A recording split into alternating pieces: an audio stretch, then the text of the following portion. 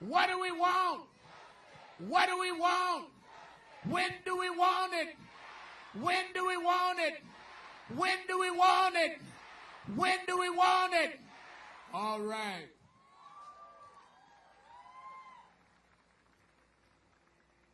"401 years ago, they brought Africans across the Atlantic in the African slave trade. They called the Atlantic slave trade. What they don't tell our children is that many died in the passage across the Atlantic. And on the bottom of the Atlantic Ocean lays bones of those that suffered pandemics on the way. Only those that could survive the viruses, the storms, the waves, the illnesses made it, and when they got to these shores were enslaved for over 250 years. Why do I start by saying that? Because I want people to understand that the strongest Africans are the ones that made it, and therefore we are the heirs and children of the strongest. You're not dealing with people that don't have strength. You're not dealing with people that don't have backbone. It's going to take more than a lot of threats and backbiting and crooked criminal justice system to stop us. They put our forefathers on blocks and sold us like a bar of soap, but we never stopped fighting.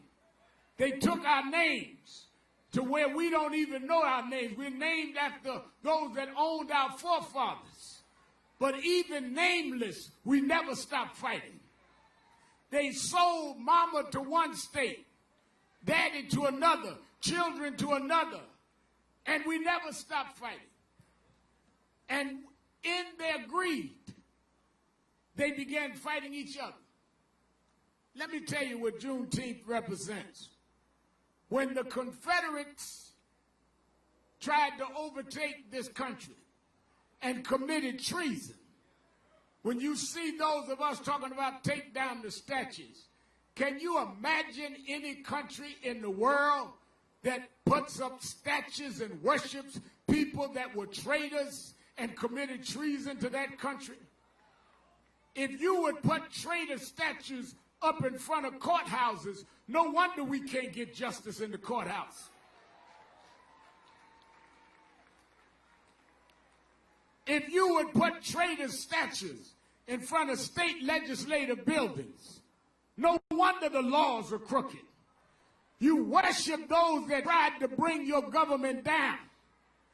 And when the Confederates got north all the way to Virginia, Frederick Douglass and others had been saying, let blacks free, let them join the Union Army. Lincoln would not hear it.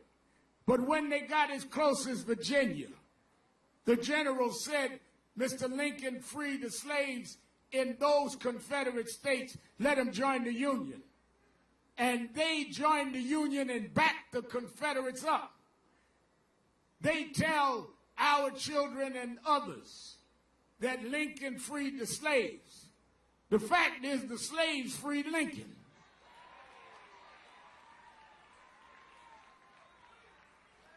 If we hadn't joined the Union Army, Stonewall Jackson might have been the president. So we backed up the Union Army.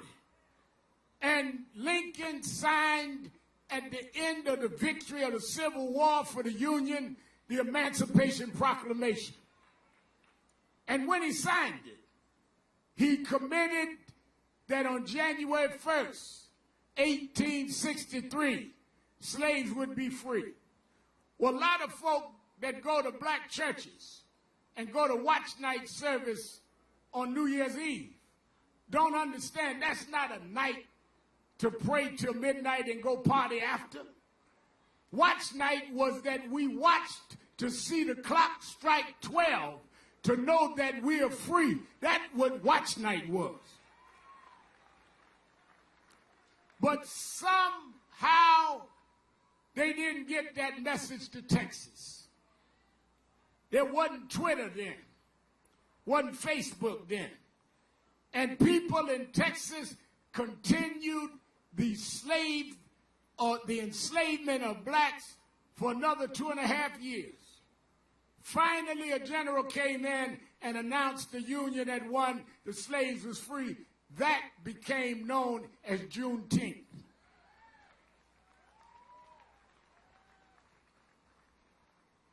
So we celebrate the day, and all this country, of those that are humane and those that are committed to decency, should celebrate, because Juneteenth represented the first day in this country that you did not have legalized slavery. When members of the Senate proposed making a federal holiday out of Juneteenth today, it ought to be a federal holiday because it's the first day this country stepped toward living up to the motto that it had announced, that all men were created equal.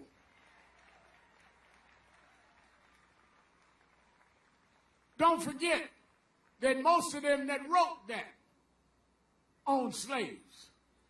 Most of them that wrote that didn't even respect their own women. Women couldn't vote till 1920. That's why I'm a little puzzled when I hear people walking around talking about make America great again. Give me the date that America was great for everybody.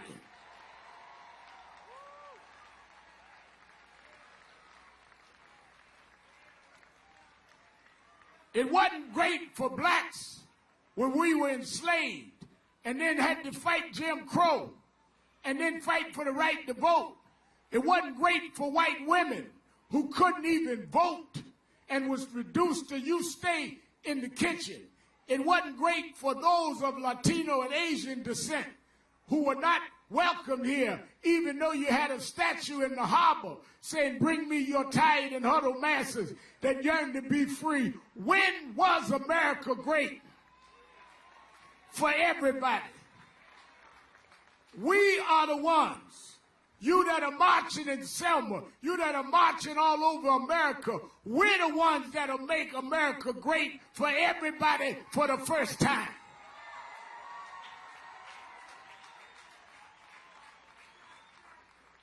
You can't be great when you can shoot people down like you did Terrence Crutcher and let the officer be acquitted and go to another county and serve in law enforcement. Ain't nothing great about that. You can't be great when you come and shoot a man jogging down the road in Brunswick, Georgia, and you corner him off and kill him in cold blood. That is not great. It's not great when a woman in her own house sleep with her boyfriend and you use a no-knock law and break in the house and the man tries to defend his woman with a legal weapon and you claim to believe in Amendment 2, but you don't believe in it for him. Where are the Second Amendment people defending that brother in Louisville, Kentucky?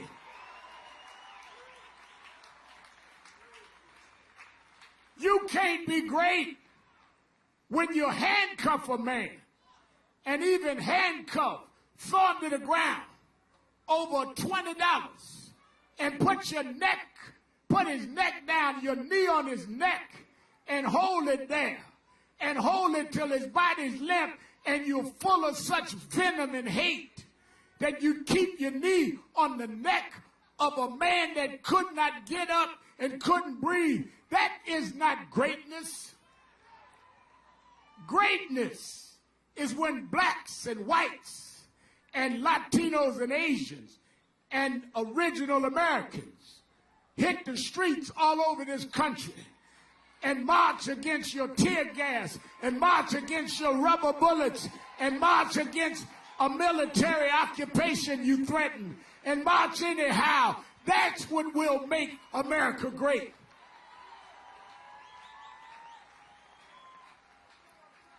I read this morning the president talking about warning lowlifes. Well, it's lowlifes that shoot unarmed people, Mr. President.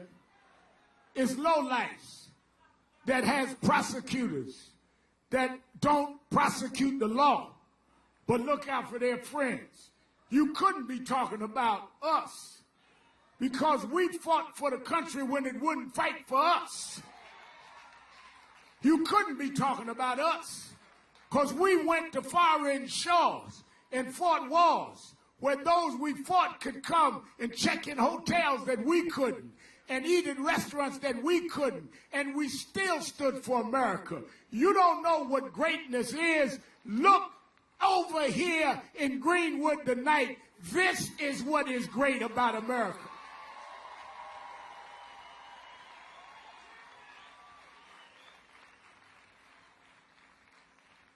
We have every fight we've had to fight since that day of Juneteenth. Right after Juneteenth came the era of terrorism, Ku Klux Klan. But what really got us turned around was not just the guys in the white robes, but those in the black robes that sat on the Supreme Court and said that there was no rights that a black had that was bound to be respected. We fought through the era of terrorisms and lynchings. We fought into the early 1900s, 1908, met in Niagara Falls. The Niagara movement became the NAACP, fought lynching. All the way up to the 20s and 30s, fought for women's right to vote, all the way up to the 54 Brown versus Board of Education, where it, for the first time, said separate but is not equal. And I'm the first member in my family to be born at a time that we had equal rights to education. We ain't talking about 100 years ago. We're talking about my life. We fought against public accommodations when a simple, unnamed black woman that was diminutive in her bearing sat down in the front of the bus in Montgomery and refused to give up her seat. And when they arrested her, people stood up for over a year and boycotted, saying it's better to walk in dignity than to ride in shame. It took 9 years to get the Civil Rights Act, but we never gave up. We went from there to the Voting Rights Act, and we never gave up. So I come to Tulsa to tell you, you don't know who we are. We are the people that never give up.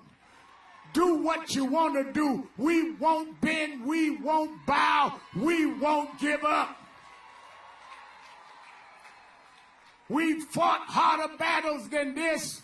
We're going to fight this battle. We're going to bring justice to this country, no matter how long it takes.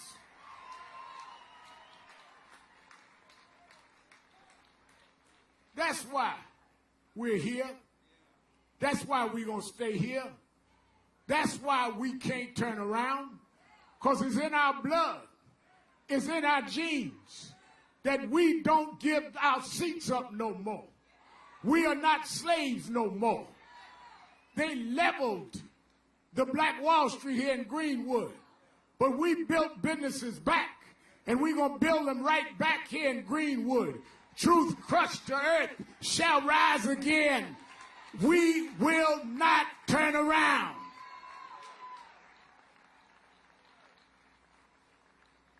The president said he was coming on June 19th. Didn't know it was Juneteenth Day.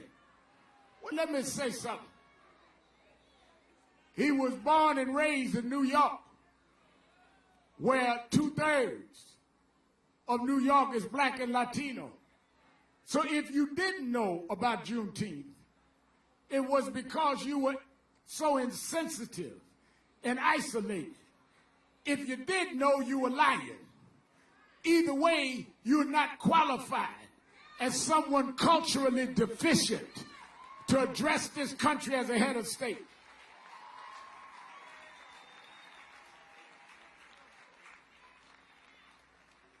Now, he's going to talk a lot of stuff. He's going to say that I gave blacks a lower unemployment number. That was Barack Obama that cut down black unemployment. You just rode the wave. He's going to say he gave a second chance program. It was Obama that commuted more sentences than 11 presidents before him. You just rode the wave.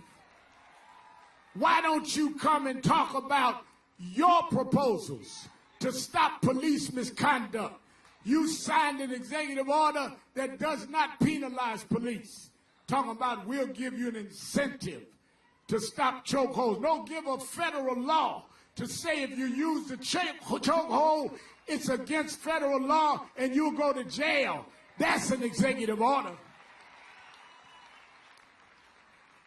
Give an executive order saying you ought to live in the city that you're policing in. Give an executive order that stops this immunity where you're not liable for what you do. Don't give us a toothless, worthless executive order. Come here to Tulsa tomorrow night and announce something concrete, or don't say anything at all.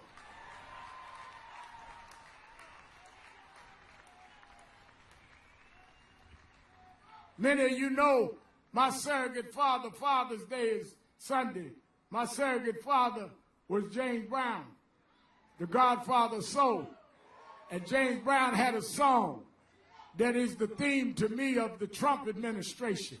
It's like a dull knife that just won't cut it, talking loud and saying nothing.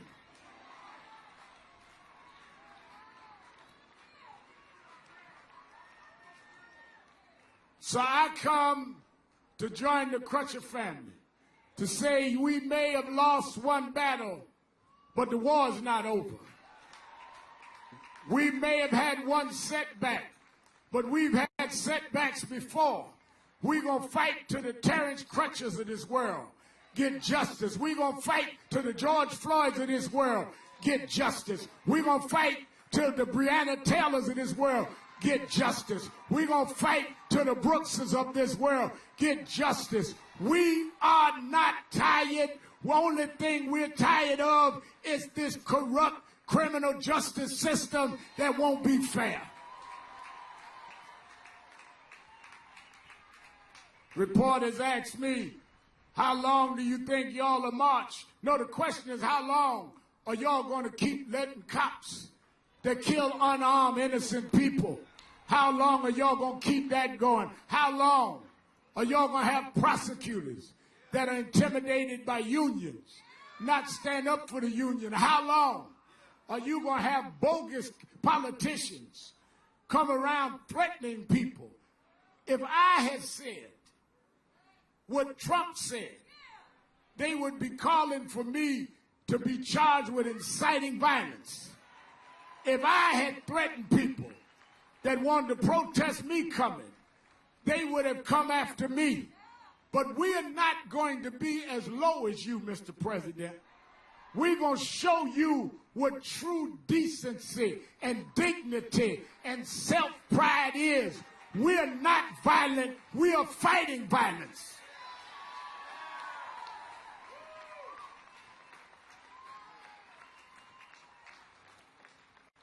We don't kill unarmed people. We're not the ones that have done the deed. Look at this crowd. It's diverse. We're not anti-white. We're anti-wrong.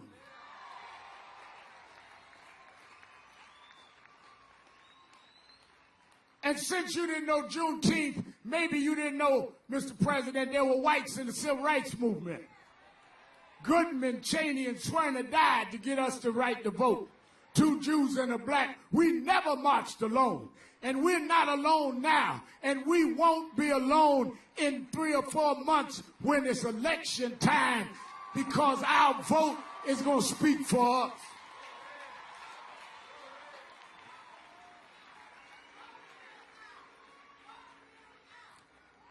So let me say this.